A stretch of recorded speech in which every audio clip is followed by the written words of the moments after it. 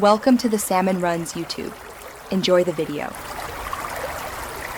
In this video, I will show how to make sugar cookies soft, only way. Chill the dough for 30 minutes, use more brown sugar, add 1 tablespoon cornstarch, and bake at 325 degrees F until set but not browned.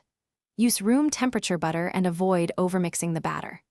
Let cookies cool on the pan for 5 minutes, then transfer to a rack to finish cooling and stay tender.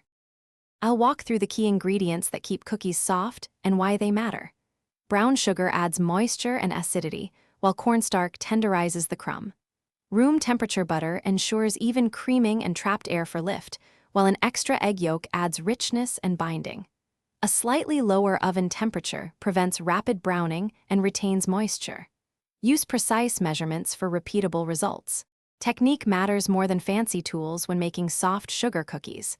Chill the dough to relax gluten and prevent spreading, then roll between parchment for even thickness. Bake on middle rack, spacing cookies at least 2 inches apart, and start checking 1 to 2 minutes before the suggested time. Remove when edges are set but centers are soft, as they firm while cooling.